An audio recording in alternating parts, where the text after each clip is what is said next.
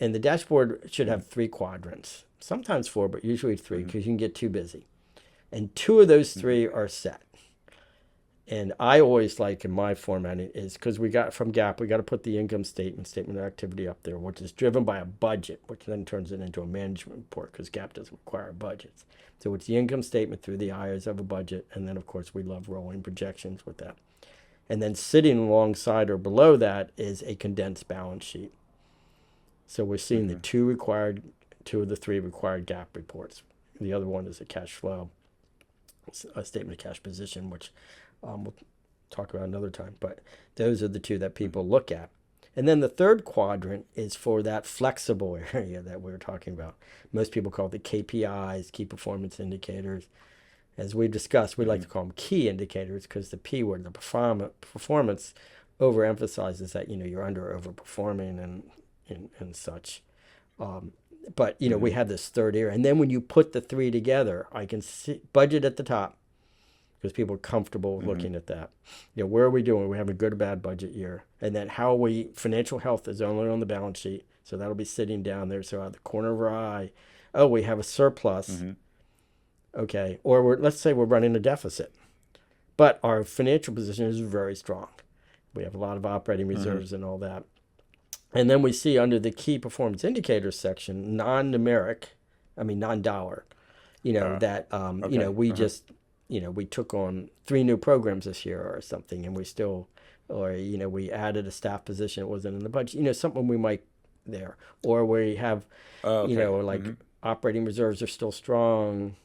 We'll talk about that a little bit later on, but what can go in that key indicators section is a lot of things. For a membership organization, we might be running a deficit, but we've had the best membership year we ever had. We've added 8% to our membership, a lot of new members coming in, or donations. Could it be a mission-based, like a program goal?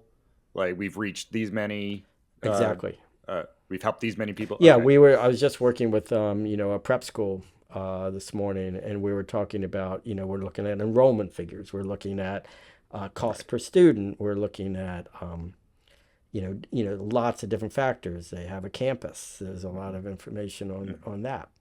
So it's all there. So there's, it's that melding that's really interesting that can happen. But back to that, like a single page, like to be able to have the 3 quadrants in place: budget, income statement, paired with a balance sheet statement of financial position. And then with that 3rd quadrant, say for key KPIs or key indicators, and that helps tell the story. And Ben, before we go away from that, visualize it this way. First glance at the budget looks like we're heading towards a deficit this year.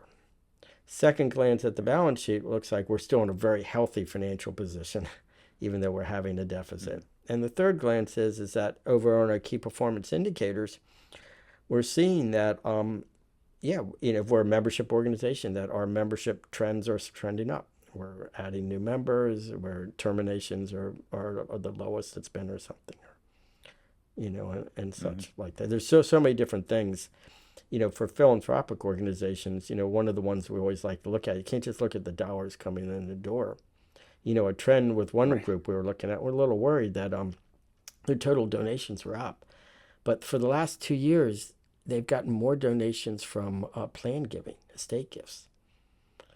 And their annual reoccurring giving is both the number of gifts and the average size of those gifts are down. But, these planned gifts don't come in at $10. They come in significant dollars. Right. And so it's sort of masking. And without the KPI there, it looks like, donations have been up for 2 years in a row.